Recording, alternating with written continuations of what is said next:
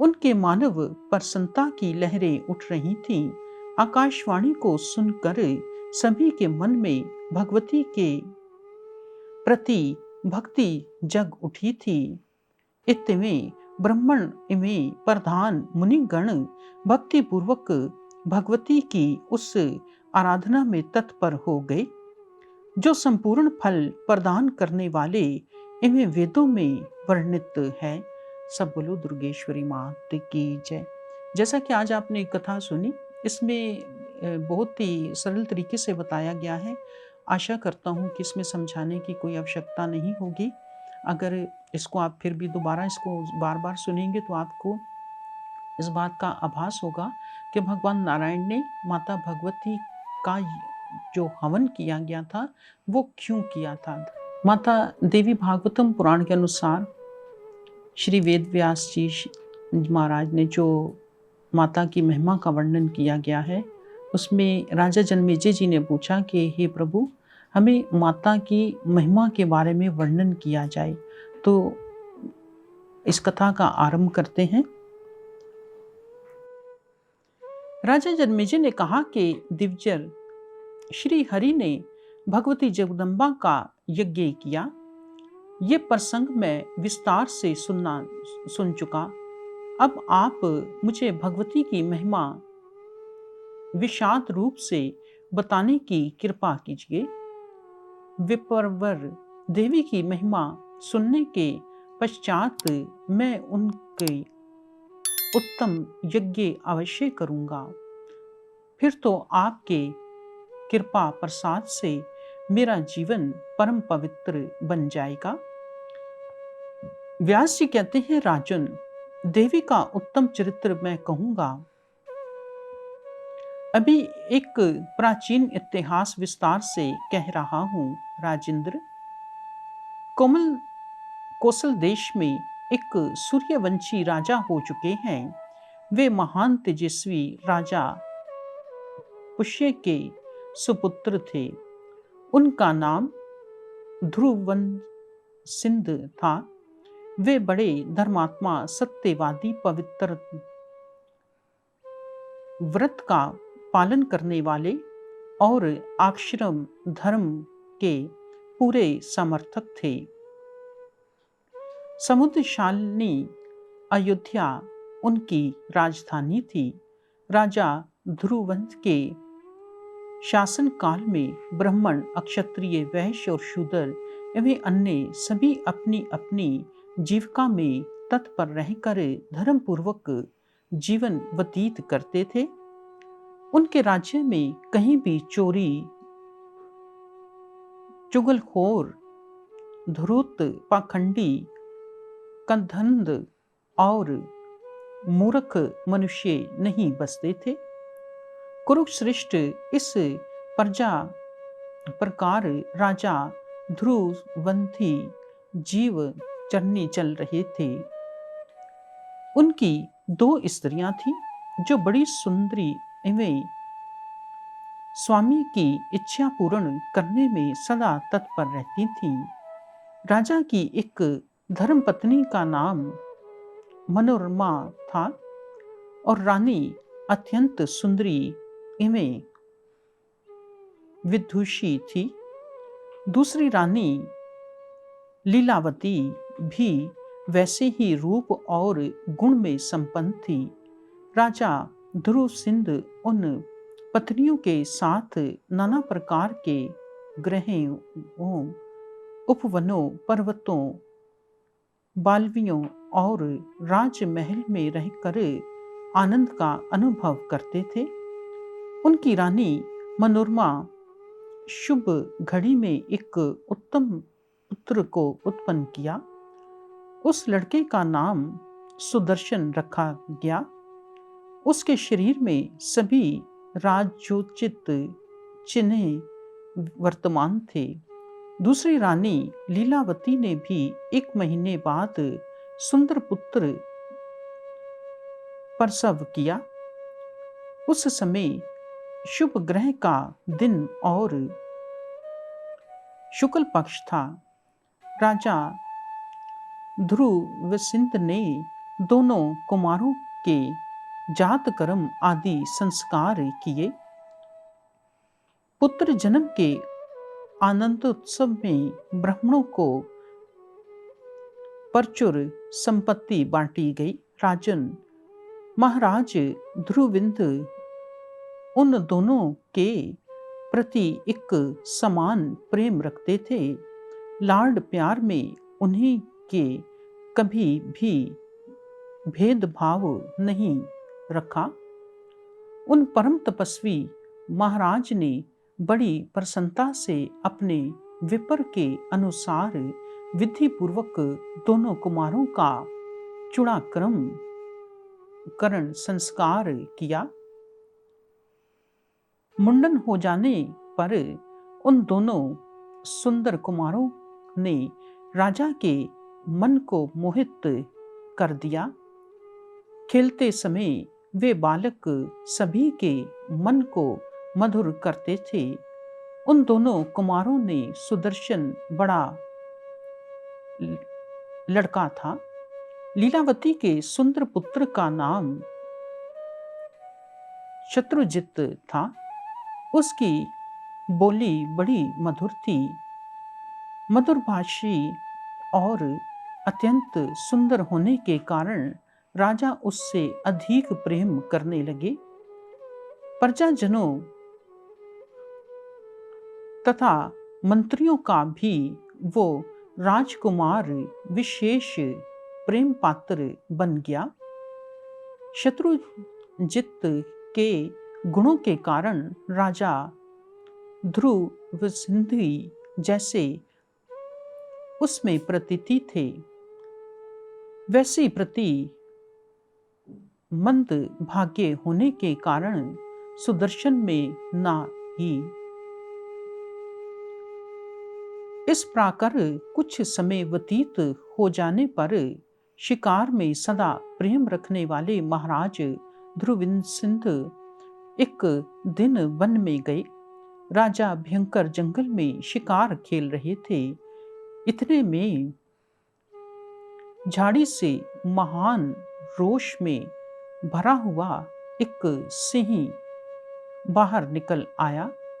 पहले तो उन नरेश ने तीखे बाणों से उस सिंह का मुंह छेद दिया, जिससे वो अत्यंत कुपित होकर राजा को मारने को सामने देखते ही मेघ की भांति अत्यंत गंभीर स्वर में गाई उठी।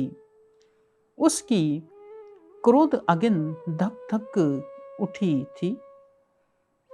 अत्ते पूंछ ऊपर उठाकर गर्दन के लंबे बालों को फहराता हुआ राजा ध्रुवंश को मारने के लिए आकाश से कूद पड़ा। महाराज ने सिंह को सामने आते देखकर तुरंत दाहिनी हाथ में तलवार और बाएं हाथ में ढाल उठा ली। आगे डट गए, मानो कोई दूसरा सिंह ही हो। नरेश के जितने सेवक थे वे भी सब के सब क्रोध में भरकर सिंह पर पृथक पृथक बाण चलाने लगे। चारों ओर से हाहाकार मच गया। रोमांचकारी लड़ाई छिड़ गई। एक बार वो भयानक सिंह राजा पर टूट पड़ा। ऊपर झपटा देख ध्रुवसिंधु उस पर तलवार की चोट की। फिर भी उस सिंह ने अपने तीखे नखों से झटपट राजा को चीर डाला।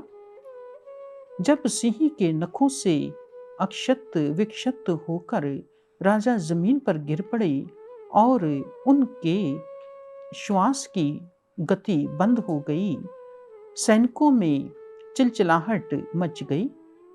उन लोगों ने फिर अनेकों बाण सिंह पर मारे, जिससे राजा की भांति वो सिंह भी वहीं प्राणों से हाथ धो बैठा। सैनिक राजधात में बैठे लौट आए और उन्होंने प्रधान मंत्रियों को इस दुर्घटना की सूचना दी। महाराज ध्रुवंश मृत्यु का सुनकर सभी श्रेष्ठ मंत्री वन में गए और उनके मृत शरीर का दाह संस्कार कराया। वशिष्ठ जी ने परलोक में सुख पहुंचाने वाली सारी पालकिक क्रिया वहीं विधि पूर्वक संपन्न कराई। तदनंतर प्रजा वर्ग, मंत्री मंडल और मुनिवर वशिष्ठ सब के सब सुदर्शन को राजा बनाने के लिए आपस में विचार करने लगे। प्रधानमंत्री कहा कि ये राजकुमार सुदर्शन महाराज की धर्मपत्नी मनोरमा के पेट से उत्पन्न हुआ है। ये बड़े शांत स्वभाव और सभी शुभ लक्षणों से संपन्न है। बालक होने पर भी धर्मात्मा राजकुमार घीड़ा का अधिकारी समझा जाता है। जब सभी वयोवृद्ध मंत्रियों ने राजा निश्चित कर दी, तब समाचार पाकर उज्जैन का राजा युधिष्ठिर यथा शीघ्र अयोध्या आ गया। राजा ध्रुविंदक मर जाने पर उनकी रानी लीलावती ने अपने पिता युधाजित को समाचार दे दिया था, जिसे सुनकर अपने दोहित शत्रुजित का हित साधन करने के विचार से उज्जैन पिता का आगमन हुआ। वैसे ही मनोरमा का पिता राजा वीरसेन, जो कलिंग देश का शासक था, अपने दोहित्र सुदर्शन का हित साधन करने के लिए वहां आ गया। दोनों नरेशों के साथ संपर्क सभ्यों में सैनिक थे। शिक्षित बड़ी भयंकर थी। राजा हरिण किसका अधिकार होगा, इस बात को लेकर मुख्यमंत्रियों के साथ उन्होंने मंत्रणा आरंभ कर दी। सब बोलो दुर्गेश्वरी मात की जय। देवी भागवतम पुराण के अनुसार एक राजा था, जिसकी कथा आपने सुनी कि जो अयोध्या नगरी के राजा थे, उनको भगवान ने 2 पुत्र दिए और उनकी मृत्यु कैसे हुई कि एक सिंह के साथ, एक शेर के साथ लड़ते हुए उनकी मृत्यु हो गई। क्योंकि विधि के लिखे हुए को कभी कोई पलट नहीं सकता। जब उसकी मृत्यु हुई तो मृत्यु होने से पहले उसने बहुत प्रयास किया कि उस शेर को मार सकूं, लेकिन वो राजा उसको मारने में असफल रहा। जब उसकी मृत्यु हो चुकी थी तो मृत्यु के बाद बहुत सारे ऋषि मुनियों ने उनका दाह संस्कार करके मंत्रों द्वारा उसके अंतिम यात्रा को सफल किया। अब यहाँ पर एक छोटी सी बात आ जाती है कि जब ऋषि मुनियों ने उनकी अंतिम यात्रा को सफल किया तो हमें इन्हीं शास्त्रों से हमें ज्ञात होता है, हमें इन्हीं शास्त्रों से ज्ञान की प्राप्ति होती है कि जब किसी की मृत्यु हो जाती है तो उसके लिए घर में हम श्रीमद् भागवत गीता का पाठ इसीलिए करते हैं कि उनकी अंतिम यात्रा सफल हो। आगे का जो सफर होता है वो उनका सफर जो होता है वो सफल हो। जब राजा का की अंतिम यात्रा का कार्य संपन्न हो गया तो अब उसकी 2 पत्नियां थी। अब 2 पत्नियां थी तो दोनों पत्नियों के जो पिता थे, अब जो मंत्रियों ने डिसाइड किया आपस में, एक बच्चे को राजा बना दिया और दूसरे को नहीं बनाया। इतने में ही जब दूसरे राजा आगे, दोनों राजा आगे, दोनों जो राजा के सुसर थे दोनों, वो दोनों वहां पर आ जाते हैं। तो माता भगवती की महिमा को हम जानते हैं कि अगले एपिसोड में हम देखेंगे, हम पढ़ेंगे कि माता भगवती की जो महिमा है, जो लीला है, उसको कैसे सफल किया जाता है, माता की लीला कैसे होती है, माँ का जो इंसाफ होता है, माता भगवती का वो इंसाफ कैसा होता है। तो हमें इस बात के लिए सीख मिलती है कि कभी भी अगर भगवान ना करे कभी माता पिता की मृत्यु हो जाती है, तो हमेशा उसका फैसला भगवान ही करते हैं कि हमने अपने जीवन में क्या खोया और क्या पाया। लेकिन इसका मतलब हरगिज ये नहीं है कि हम हर बात भगवान के ऊपर छोड़ दें। हमें खुद से भी प्रयास करना होगा, अपनी जिंदगी को लेकर आगे चलना होगा।